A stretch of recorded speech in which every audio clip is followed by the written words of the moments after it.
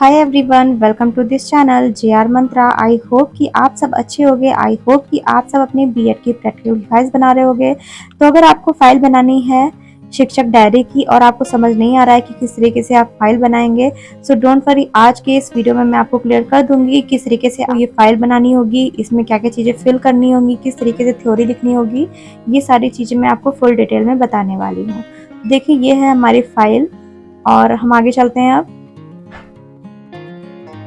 यहाँ पर देखिए, ये आपके फाइल का फर्स्ट पेज है। इसमें आपको इस तरीके से कॉलम बनाने होंगे। अगर आपकी फाइल कॉलम बनी होगी फाइल में, तो आपको नहीं बनाना होगा, बट अगर नहीं बनी है तो आपको इस तरीके से फाइल में कॉलम्स बनाने होंगे। तो यहाँ पर देखिए आपके कॉलम्स बनेंगे।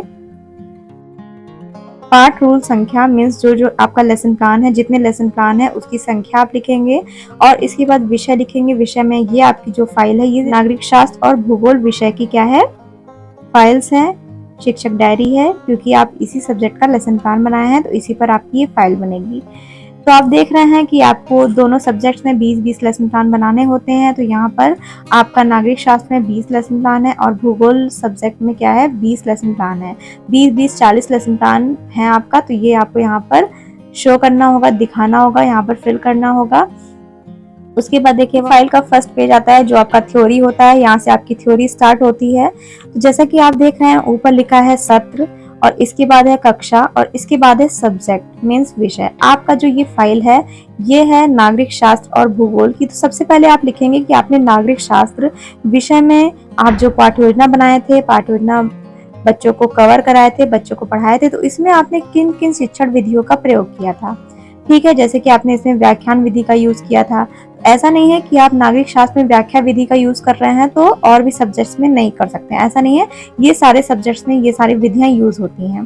तो ये आप हो गई आपकी कि आपने नागरिक शास्त्र सब्जेक्ट में आपने कौन कौन से लेसन प्लान में कौन कौन सी शिक्षण विधियां प्रयोग की हैं। तो ये सारी चीजें आपको यहाँ पर लिखनी होंगी थ्योरी में। देखिए, सबसे पहले आती है आपकी व्याख्या विधि। आपने व्याख्यान विधि का यूज किया होगा। तो यहाँ पर देखिए आपके कुछ पॉइंट्स हैं। जैसा कि आपको पता है, इसमें कुछ पद होते हैं और आगे देख लीजिए इसके कुछ गुण दोष होते हैं। तो कोई भी शिक्षण विधियां होती हैं, उसमें क्या होता है, अगर उसमें गुण है तो दोष भी उसमें विद्यमान रहते हैं। तो ये सारी चीजें आपको अपने इस फाइल में दिखानी है थ्योरी में। तो देखिए यहाँ पर व्याख्यान विधि है, इसमें पॉइंट्स हैं। व्याख्यान विधि को भाषण विधि भी कहते हैं। क्यों? क्योंकि इसमें क्या होता है, जैसे जो शिक्षक होता है वो व्याख्या देता है और बच्चे बस ध्यानपूर्वक बैठ के सुनते हैं। बच्चों की इसमें कोई सहभागिता नहीं होती है, बच्चे इसमें निष्क्रिय होते हैं। तो ये क्या होता है, शिक्षक केंद्रित विधि होती है। इसीलिए इसको क्या कहते हैं, भाषण विधि कहते हैं। जैसे कि आप देख लीजिए, कोई स्टेज है, कोई अगर भाषण दे रहा है तो जो भाषण दे रहा है वो अकेला भाषण देता है और बाकी सारे बैठ के सुनते हैं। इसीलिए इसको भाषण विधि भी कहते हैं। यह विधि अध्यापक केंद्रित है। जैसा कि मैंने आपको बताया, शिक्षक इसमें क्या होता है, शिक्षक इसमें व्याख्यान करता है, व्याख्या देता है और बच्चे ध्यान पूर्वक बैठ के सुनते हैं। बच्चों की सहभागिता इसमें नहीं होती है, बच्चों का इसमें निष्क्रिय रोल रहता है। तो ये हो गया आपका कि अध्यापक केंद्रित होती है ये विधि। इसके बाद आप देख रहे हैं, इसमें अध्यापक पूर्ण रूप से सक्रिय होता है। जैसे कि मैंने आपको बताया, सारा काम इसमें अध्यापक का ही होता है, व्याख्या देने का। तो यही चीज है कि पूर्ण रूप से सक्रिय रहता है कौन, अध्यापक। फिर है आपका छात्राध्यापक कुशल वक्ता व भाषण कार्य करता है। अध्यापक क्या करता है, कुशल वक्ता होता है और भाषण का कार्य करता है। फिर है आगे, छात्र मूक श्रोता की भांति अध्यापक का भाषण सुनते हैं। जैसे कि मैंने आपको बताया, बच्चे कुछ नहीं बोलते हैं, बस ध्यानपूर्वक बैठ के सुनते हैं बिना कुछ बोले। फिर आपका छात्र में शिक्षक द्वारा वैज्ञानिक भाषा का केवल शाब्दिक वर्णन किया जाता है। इसके बाद है आपका व्याख्यान विधि का प्रयोग सामाजिक विज्ञान में तथ्यों एवं घटनाओं को समझने के लिए किया जाता है। ठीक है, सामाजिक विज्ञान में, नागरिक शास्त्र में तथ्यों और घटनाओं को समझने के लिए किसका, व्याख्यान विधि का प्रयोग किया जाता है। तो ये हो गया आपका कि व्याख्या विधि क्या होती है। अब इसके देखिए कुछ पद होते हैं, 3 पद होते हैं इसमें। व्याख्यान विधि के 3 पद हैं। अध्यापक द्वारा योजना बनाना, अध्यापक द्वारा व्याख्या करना, छात्रों द्वारा अनुग्रहण करना। जैसे कि आप पाठ्य योजना बनाएंगे, व्याख्या देंगे और बच्चे क्या करते हैं, अनुग्रहण करते हैं, बच्चे बस ध्यानपूर्वक बैठ के सुनते हैं। तो ये हो गया यहाँ तक आपका ये पद। फिर अब देख लीजिए, हम आगे चलते हैं। इसमें है आपका व्याख्यान विधि के गुण। इसे यह विधि आर्थिक दृष्टि से उपयोगी है क्योंकि इसमें प्रयोग प्रदर्शन या अन्य सहायक सामग्री की आवश्यकता नहीं होती है। इसमें बच्चा बस ध्यानपूर्वक बैठ के सुनता है और जो शिक्षक होता है वो सिर्फ भाषण देने का काम करता है, मीन्स व्याख्यान देने का काम करता है। फिर है, इस विधि द्वारा छात्र अध्यापक एक समय में बहुत बड़े समूह को पढ़ा सकते हैं। जैसे कि आपका अगर क्लास बड़ा सा है तो व्यक्तिगत रूप से नहीं पढ़ाना है, इसमें सामूहिक रूप से कई सारे छात्र छात्राओं को शिक्षक होता है वो पढ़ा सकता है व्याख्या विधि द्वारा। फिर आपका यह विधि बहुत ही सरल, आकर्षक, तीव्र गति से चलने वाली होती है। ये बहुत ही सरल होती है, आकर्षक होती है और बहुत जल्दी जल्दी आप पढ़ा सकते हैं, पूरा सिलेबस कवर कर सकते हैं। फिर आपका यह विधि तथ्यात्मक ज्ञान एवं विज्ञान की ऐतिहासिक विवेचना के लिए कारगर है। ठीक, फिर हम देख लीजिए आगे चलते हैं। आगे आपका व्याख्यान विधि के दोष। अब इसमें कुछ गुण हैं तो दोष तो रहेंगे ही। देखिए, यह विधि मनोविज्ञान के सिद्धांतों के प्रतिकूल है। ठीक, क्योंकि इसमें छात्रों को कोई महत्व नहीं दिया जाता है। जैसा कि आपको पता है कि जब तक छात्र एक्टिव नहीं होंगे, छात्र और छात्राएं और शिक्षक दोनों एक्टिव होना चाहिए। अगर एक्टिव नहीं होंगे तो क्या है, आप कुछ भी पढ़ाते जा रहे हैं, बच्चे बस सुन के एक कान से दूसरे कान में निकाल दे रहे हैं। अगर आप प्रश्नोत्तर विधि का प्रयोग नहीं करेंगे, मीन्स आप क्वेश्चन नहीं पूछ रहे हैं, बच्चे आंसर नहीं कर रहे हैं, तो आपको कैसे पता चलेगा, आप बच्चों का मूल्यांकन कैसे कर सकते हैं। इसीलिए क्या है कि ये सिद्धांतों के प्रतिकूल है मनोविज्ञान के। फिर है आपका छात्र एक मूक श्रोता बना रहता है। जैसा कि मैंने आपको बताया, बच्चे बस ध्यानपूर्वक बैठ के सुनते हैं, इनमें कोई भी सहभागिता नहीं होती है। फिर है, बच्चों में हमेशा बोरियत और अरुचि का भाव व्यक्त होता है। अब जब बच्चे एक्टिव नहीं हैं, बच्चे बस ध्यानपूर्वक बैठ के सुन रहे हैं और आप लंबी लंबी व्याख्या देते जा रहे हैं, तो बच्चे बोर हो जाते हैं। ठीक है, उनमें अरुचि उत्पन्न हो जाती है, बोरियत लगने लगती है। ये सारी चीजें इसमें हैं। फिर देखिए आगे आपका नागरिक शास्त्र में ही आपने प्रश्नोत्तर विधि का प्रयोग किया। देखिए, प्रश्नोत्तर विधि ऐसा नहीं है कि नागरिक शास्त्र में ही आप प्रयोग किए हैं, आप सारे सब्जेक्ट्स में इन सब विधियों का प्रयोग करेंगे। तो जो आपका सब्जेक्ट होगा आप सब्जेक्ट लिख दीजिएगा, बाकी सब आपकी इस तरीके से फाइल बन जाएगी। तो देखिए, प्रश्नोत्तर विधि। प्रश्नोत्तर विधि शिक्षण क्षेत्र में अपना महत्वपूर्ण स्थान रखती है। ये बहुत ही इंपॉर्टेंट होता है गाइस, प्रश्नोत्तर विधि। इस शिक्षण विधि के जन्मदाता सुकरात थे। ठीक है, प्रसिद्ध वैज्ञानिक कौन थे? सुकरात थे। अतः इस विधि को सोक्रेटिस विधि भी कहते हैं। विधि में अध्यापक छात्रों में प्रश्न पूछने, अपने पाठ का विकास करने का काम करता है। वह पूर्व ज्ञान से संबंधित प्रश्न पूछता है तथा शिक्षण बिंदुओं के साथ ही प्रश्न पूछता हुआ आगे बढ़ता है। तो जैसा कि मैंने आपको कई सारे लेसन प्लान में बताया है, आप प्रश्नोत्तर विधि का प्रयोग करेंगे जब बच्चे का समस्यात्मक आ जाएगा। उसके बाद आप क्वेश्चन पूछते हुए व्याख्या विधि का प्रयोग करते रहेंगे, ताकि बच्चों को आसानी से समझ में भी आता रहे और बच्चे एक्टिव भी रहे, क्लास में रुचि भी उत्पन्न होती रहे। फिर देखिए आगे, इस विधि में प्रश्न एवं उत्तरों की प्रधानता होने के कारण ही इसे प्रश्नोत्तर विधि कहते हैं। प्रश्न आप पूछ रहे हैं, बच्चे उत्तर दे रहे हैं, तो दोनों की प्रधानता है, प्रश्न उत्तर दोनों की प्रधानता है यहाँ पे, इसीलिए इसे प्रश्नोत्तर विधि कहते हैं। इस विधि में छात्राध्यापक प्रश्न एक इस प्रकार से पूछता है कि बच्चों में रुचि एवं जिज्ञासा बनी रहे। आपको इस तरीके से प्रश्न पूछना होता है तो बच्चों में रुचि भी बनी रहे और जिज्ञासा भी बनी रहे। वह कक्षा के सहयोग से ही उत्तर ढूंढने का प्रयास करता है एवं शंका का समाधान करता है। तो ये हो गया आपका प्रश्नोत्तर विधि। अब हम देखेंगे प्रश्नोत्तर विधि के गुण। अब आप बताएंगे प्रश्नोत्तर विधि के गुण, इसमें गुण क्या क्या होते हैं। इसमें देखिए, विद्यार्थी जो होता है वो प्रश्न पूछता भी है और प्रश्नों के उत्तर भी देता है। जैसे कि आप कोई क्वेश्चन कर रहे हैं या फिर कोई व्याख्या दे रहे हैं, तो बच्चे उसमें से क्वेश्चन पूछ सकते हैं और आप उसका उत्तर देंगे। तो बच्चे प्रश्न भी पूछते हैं और उत्तर भी देते हैं, अतः उसमें विश्वास की भावना जागृत होती है तथा साथ ही साथ उसकी संकोच करने की प्रवृत्ति समाप्त होती है। जैसे कि आप सिर्फ व्याख्या दे रहे हैं तो बच्चे बस संकोचवश बैठे हैं, बच्चे क्वेश्चन नहीं कर पा रहे हैं। जब तक वो प्रश्नोत्तर विधि का प्रयोग नहीं करेंगे तब तक बच्चे आपसे क्वेश्चन कैसे करेंगे। जब तक क्वेश्चन नहीं करेंगे तो उसमें जो संकोच की भावना है वो समाप्त नहीं हो पाएगी। तो इसीलिए कहा गया है कि प्रश्नोत्तर विधि में संकोच की प्रवृत्ति भी समाप्त हो जाती है। छात्रों में रुचि एवं जिज्ञासा बनी रहती है। जैसे कि आप कोई एक्सप्लेनेशन दे रहे हैं, आप कोई क्वेश्चन पूछ लिए, बच्चे उसका आंसर दे दिए, तो बच्चों में जिज्ञासा बनी रहेगी जिससे वह ज्ञान सरलता से प्राप्त कर लेते हैं। जिससे क्या होता है, बच्चे ज्ञान सरलता से प्राप्त कर लेते हैं, उनको समझ में आसानी से आ जाता है, बोरियत भी नहीं लगती है। तो ये प्रश्नोत्तर विधि के गुण हो गए। अब देखिए इसके कुछ दोष भी हैं। इस विधि का सबसे बड़ा दोष यही है कि छात्रों को प्रश्न पूछने में शंका रहती है, अतः वह कभी कभी विषय से हटकर व्यर्थ के प्रश्न पूछता है। अब आगे है अगला पॉइंट, यह विधि उच्च स्तर के बालकों के लिए अत्यधिक उपयोगी है। कभी कभी प्रश्नों में प्रश्न की बौछार इतनी अधिक हो जाती है कि बाहर से देखने वालों को शिक्षण कार्य ठीक चलता हुआ प्रतीत नहीं होता है। जैसे कि पढ़ा रहे हैं तो इतने ज्यादा क्वेश्चन हो जाते हैं कि बाहर से जो भी देख रहा है उसको लगता है कि शिक्षण कार्य ठीक चल ही नहीं रहा है। तो ये इसके सब दोष हैं। अब देखिए आगे है आपका नागरिक शास्त्र में आपने स्पष्टीकरण विधि का प्रयोग किया है। तो सारे सब्जेक्ट में आप ये सब शिक्षण विधियों का प्रयोग करेंगे। तो ये क्योंकि नागरिक शास्त्र की फाइल है तो मैंने ऊपर नागरिक शास्त्र लिखा हुआ है। तो देखिए आगे इसमें किसी भी विषय वस्तु को सरल, सुगम तथा बोधगम्य बनाने के लिए शिक्षक स्पष्टीकरण शिक्षण विधि की सहायता लेता है और अगम्य, असंरचित तथा कठिन प्रकरणों को इस प्रकार से छात्रों के समक्ष प्रस्तुत करता है कि कुल विषय वस्तु आसानी से समझ नहीं आ जाए।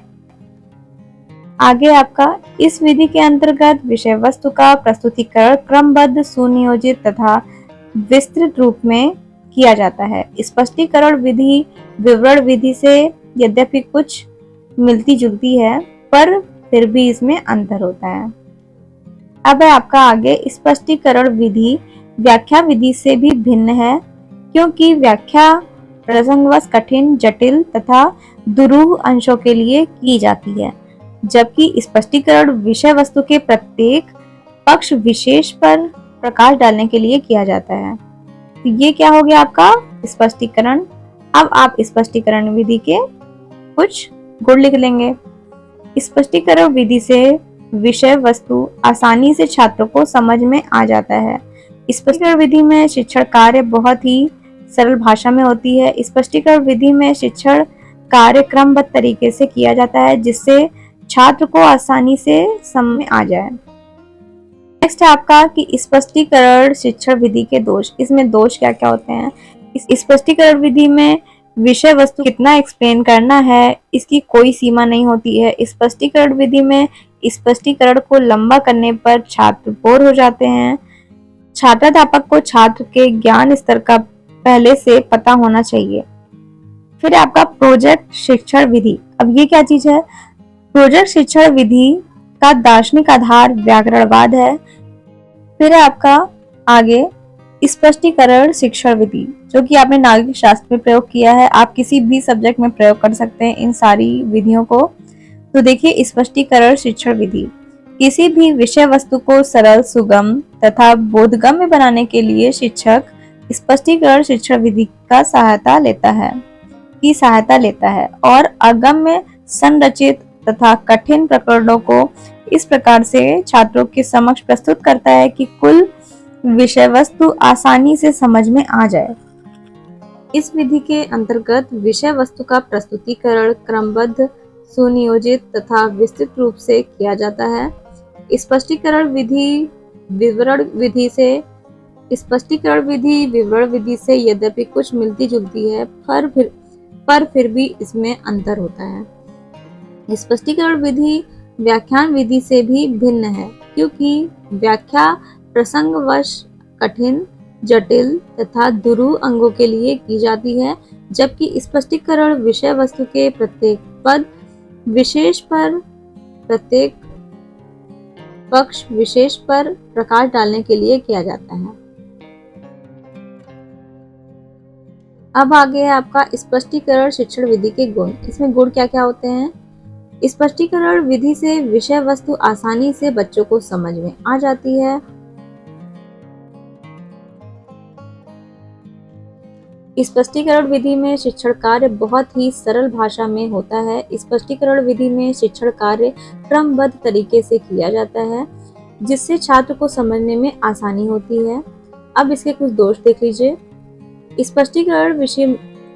स्पष्टीकरण विधि में विषय वस्तु को इतना एक्सप्लेन करना है, कितना एक्सप्लेन करना है, इसकी कोई सीमा नहीं होती है। स्पष्टीकरण विधि में स्पष्टीकरण को लंबा करने पर छात्र बोर हो जाते हैं। छात्राध्यापक को छात्र के ज्ञान स्तर का पहले से पता होना चाहिए। देन आता है आपका प्रोजेक्ट शिक्षण विधि। प्रोजेक्ट शिक्षण विधि क्या होता है, यहाँ पर हम देख लेते हैं, इसके गुण दोष देख लेते हैं। तो यहाँ पर देखिए, प्रोजेक्ट प्रणाली का दार्शनिक आधार व्यवहारवाद है। इस प्रणाली में छात्र उद्देश्यपूर्ण क्रियाएं पूर्ण संलग्नता से सामाजिक वातावरण में करते हैं। छात्र जो कुछ भी सीखता है वह क्रियाशील होकर सीखता है तथा वह जो क्रियाएं सीखता है वे सामाजिक जीवन से संबंधित होती हैं। तो ये हो गया आपका प्रोजेक्ट शिक्षण विधि। फिर हम देख लेते हैं आगे कि इसकी परिभाषाएं क्या होती हैं। बेलार्ड के अनुसार प्रोजेक्ट यथार्थ जीवन का एक ही भाग है जो विद्यालय में प्रयोग किया जाता है, ये बेलार्ड कहते हैं। और स्टीवेंसन के अनुसार हम देख लेते हैं कि प्रोजेक्ट विधि क्या है। प्रोजेक्ट एक समस्यात्मक मूलक कार्य है जो स्वाभाविक स्थिति में पूरा किया जाता है, ये हो गया स्टीवेंसन के अनुसार। इसके बाद अब हम आगे देख लेते हैं। अब हम देखते हैं कि प्रोजेक्ट शिक्षण विधि के गुण क्या होते हैं। प्रोजेक्ट शिक्षण विधि में पुस्तकीय शिक्षा की अवहेलना करके छात्रों को जीवन की वास्तविकता की शिक्षा दी जाती है। नेक्स्ट है, छात्र जीवन की यथार्थ समस्या का हल सीखता है। नेक्स्ट है, प्रोजेक्ट प्रणाली छात्रों का सर्वांगीण विकास करती है। छात्र विभिन्न समस्याओं को अपने प्रयास द्वारा हल करते हैं। ये हो गए आपके कुछ गुण। इसके बाद है इसके कुछ दोष। अगर कोई भी शिक्षण विधि है, अगर उसमें कुछ गुण है तो दोष भी विद्यमान रहता है। तो यहाँ पर देखिए, यह शिक्षण विधि अधिक महंगी होती है, शिक्षण कार्य व्यवस्थित नहीं हो पाता है, छात्रों का उचित मूल्यांकन करने में समस्या होती है, श्रम अधिक खर्च होता है। ये हो गया आपका प्रोजेक्ट शिक्षण विधि। प्रोजेक्ट शिक्षण विधि के बाद हम देख लेते हैं आगे निरीक्षण विधि, जो कि हम अब देखेंगे द्वितीय विषय के लिए, भूगोल के लिए, जो कि सत्र है आपका 22-23, जो भी सत्र होगा आप यहाँ पर फिल करेंगे। इसके बाद कक्षा होगा, कक्षा 8 या किसी भी क्लास के लिए ये आप बना सकते हैं। फिर है आपका भूगोल, ये सब्जेक्ट भूगोल है और ये द्वितीय विषय है। अब हम देख लेते हैं कि हम द्वितीय विषय में कौन कौन सा शिक्षण विधियों का प्रयोग किए हैं। तो देखिए, शिक्षण विधियां हैं निरीक्षण विधि। हम सबसे पहले देखेंगे निरीक्षण विधि क्या है। निरीक्षण से तात्पर्य है किसी वस्तु, घटना या स्थिति का सावधानी पूर्वक अवलोकन करना। अतः इस विधि में बालक किसी वस्तु, स्थानीय स्थिति को देखकर ही उसके बारे में ज्ञान प्राप्त करता है। यह विधि देखकर सीखना सिद्धांत पर आधारित है। छोटी कक्षाओं में भूगोल पढ़ने में इस विधि का प्रयोग किया जाता है। स्थानीय स्वशासन, पंचायती राज आदि विभिन्न प्रकरणों को पढ़ाने में इस विधि का प्रयोग किया जाता है। ये हो गए आपके निरीक्षण विधि। इसके गुण देख लेते हैं। छात्रों में सीखने की जिज्ञासा एवं उत्सुकता बनी रहती है। प्रत्यक्ष अनुभव और व्यवहारिक ज्ञान प्राप्त होता है। निरीक्षण बालक के ज्ञान कोश में वृद्धि करता है। छात्रों में कल्पना शक्ति एवं तुलना शक्ति का विकास होता है। प्राप्त ज्ञान स्पष्ट व स्थायी होते हैं। और हम देख लेते हैं दोष भी। शिक्षक के लिए पूर्व तैयारी करना आवश्यक होता है। छात्रों को अनुशासित करना कठिन हो जाता है। इस विधि में समय और धन अधिक खर्च होता है। तो ये हो गए आपके कुछ दोष। इसके बाद अब हम आगे देते हैं कि द्वितीय विषय के लिए हमने और कौन सी शिक्षण विधियां यूज की हैं। इकाई विधि। इकाई विधि क्या है। इस विधि में संपूर्ण पाठ्यक्रम को कुछ खंडों में बांटकर यूनिट्स बना ली जाती है। जैसा कि मैंने आपको लेसन प्लान में भी बताया है, आप कोई भी टॉपिक पढ़ाएंगे तो उसका बड़ा सा एक्सप्लेनेशन आप नहीं देंगे। उस टॉपिक को पार्ट्स में आप डिवाइड करेंगे, उसके हिसाब से आप क्या करेंगे, एक्सप्लेनेशन देंगे, ताकि बच्चों को थोड़ा थोड़ा करके आप समझाएं, उनको रिसीव हो, फिर उनका मूल्यांकन करिए, उसके बाद फिर दूसरा शिक्षण बिंदु आप स्टार्ट कीजिए। मीन्स पार्ट्स में, यूनिट्स में हम पढ़ाते हैं अपने किसी भी टॉपिक को। और देख लीजिए आगे, और प्रत्येक यूनिट में उससे संबंधित उपलब्धियों का समावेश कर छात्रों को उनका अध्ययन कराया जाता है। इकाई एक ऐसा शैक्षणिक साधन है जो छात्रों को सीखने संबंधी क्रियाओं में शारीरिक एवं मानसिक रूप से व्यस्त रखता है और उन्हें नए परिस्थितियों के साथ समायोजन कर सकने के योग्य बनाता है। ये हो गया आपका इकाई विधि। अब हम देख लेते हैं कि डॉक्टर माथुर के अनुसार इकाई विधि क्या होती है। इकाई का अर्थ वास्तव में अनुभव या ज्ञान को सूक्ष्म में पिरोना है।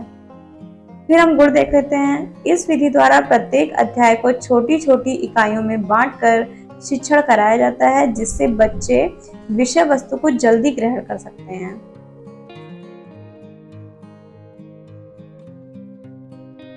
इससे छात्रों में योजना बनाने का गुण उत्पन्न किया जाता है। इसके द्वारा छात्रों में स्वाध्याय की आदत का निर्माण किया जा सकता है। फिर है हमारा दोष। आगे आप दोष देख लेंगे कि शिक्षण विधि में, इकाई शिक्षण विधि में क्या दोष होते हैं। पाठ्यक्रम को समय पर समाप्त करने में कठिनाई इसमें होती ही है। इसके बाद है परीक्षा और मूल्यांकन प्रणाली का इकाई विधि से तालमेल न होना। परीक्षा और मूल्यांकन प्रणाली का इकाई विधि से तालमेल न होना, ये भी इसके दोष हैं। छात्रों का इस विधि के प्रयोग का कोई भी पूर्व अनुभव न होना, ये भी इसका दोष है। इस विधि के शिक्षण पद निश्चित नहीं होते हैं, उनके लिए समय की सीमा निश्चित नहीं होती है। तो ये हो गया आपका इकाई विधि। अब हम आगे देख लेते हैं। आगे है हमारा द्वितीय शिक्षण विषय के लिए विचार विमर्श विधि। इसके बारे में हम देख लेते हैं। शिक्षक शिक्षण कार्य को रुचिकर बनाने के लिए और सहज बनाने के लिए विचार विमर्श विधि का प्रयोग करता है। इस विधि में छात्र और अध्यापक दोनों के मध्य संबंध बना होता है।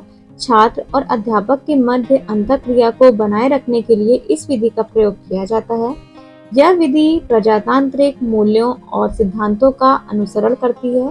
इसमें विचार विमर्श होता है। किसी टॉपिक के बारे में बच्चे क्वेश्चन पूछते हैं, आप उनको आंसर करते हैं, फिर आप क्वेश्चन पूछते हैं, बच्चे आंसर करते हैं। मीन्स विचार विमर्श दोनों में आदान प्रदान होता है। फिर देखिए इसके कुछ पद हैं, जैसे कि विषय का चयन। सबसे पहले विषय का चयन किया जाता है, फिर विचार विमर्श हेतु तैयारियां की जाती हैं, फिर विचार विमर्श का संचालन किया जाता है, इसके बाद विचार विमर्श का मूल्यांकन किया जाता है। ये इसके कुछ 4 पद होते हैं। इसके बाद देखिए आगे है इसके कुछ गुण हैं। इस विधि में प्रत्येक छात्र कक्षा का सक्रिय सदस्य रहता है। ठीक है, विचार विमर्श हो रहा है तो किसी भी स्टूडेंट को क्या राइट्स होते हैं, वो जो बच्चे होते हैं उनके पास राइट्स होते हैं कि बच्चे कोई भी क्वेश्चन कर सकते हैं, कोई भी विचार अपने रख सकते हैं औरों के सामने या शिक्षक के सामने। नेक्स्ट हमारा पॉइंट है विचार विमर्श में छात्रों में चिंतन एवं तर्क शक्ति का विकास होता है। यह पद्धति छात्रों को विषय वस्तु का चयन एवं संगठन करना सिखाती है। छात्रों में अपने विषयों को सुस्पष्ट तरीके से अभिव्यक्त करने की योग्यता का विकास करता है। नेक्स्ट है हमारा दोष। इसमें क्या दोष होते हैं? विचार विमर्श पद्धति के दोष। इस विधि से अध्ययन करने में समय अधिक लगता है। विषय वस्तु के सभी भागों का अध्ययन इस विधि से नहीं किया जा सकता। ये हो गया आपका। इसके बाद देखिए यहाँ तक आपका एंड होता है शिक्षण विधियां। आपने देख लिया कि आप एक बार और रिवाइज कर लीजिए। इसमें आपने क्या किया था, पहले पेज पे आपने दिखाया कि कौन कौन से लेसन प्लान आपने बनाया है, किस सब्जेक्ट का बनाया है, कितने लेसन प्लान बनाए हैं, कितने पेज पे बनाए हैं। इसके बाद आप शिक्षण विधियां बताएंगे पहले विषय के लिए, इसके बाद आप दूसरे विषय के लिए बताएंगे शिक्षण विधियां। तो ये सारी आपकी शिक्षण विधियां हो जाती हैं। फिर देखिए आपका आता है आगे, इस तरीके से आपके कॉलम्स होते हैं कि आप यहाँ पर प्रतिदिन के शिक्षण कार्य का विवरण देंगे। ठीक है, कि किस डेट को आपने कौन से सब्जेक्ट का प्रकरण पढ़ाया है, किस क्लास में पढ़ाया है, कौन सब्जेक्ट पढ़ाया है आपने, ये सारी चीजें आप यहाँ पर क्या करेंगे, इस तरीके से फिल करेंगे। जैसे विषय आपका सामाजिक विज्ञान है, उप विषय आपका नागरिक शास्त्र है, आप किस क्लास में पढ़ाए हैं, 8th में पढ़ाए हैं और आप किस दिन पढ़ाए हैं, यहाँ पर दिन दिखाएंगे। इसके बाद क्या होगा कि जो कक्षा अध्यापक होगा उसके हस्ताक्षर होंगे, टिप्पणियां होंगी। तो इस तरीके से यहाँ पे कमेंट्स आपको मिलेंगे। तो ये हो गया आपका प्रतिदिन का कार्य। फिर देखिए यहाँ पर भी आपका है, क्योंकि आपके 20 लेसन प्लान होंगे तो 20 लेसन प्लान का यहाँ पर आपको विवरण देना होगा कि आपने कौन कौन सा लेसन प्लान बनाया है, इस तरीके से। तो ये हो गया आपका यहाँ पर आके एंड। तो अगर आपको समझ में आया होगा कि ये फाइल कैसे बनेगी, किस तरीके से बनेगी, तो आप प्लीज मेरे इस वीडियो को लाइक करिएगा, अपने फ्रेंड्स में शेयर करिएगा और प्लीज मेरे चैनल को सब्सक्राइब करिएगा, बेल आइकन प्रेस करिएगा। और guys please please please like करना बिल्कुल भी नहीं भूलिएगा।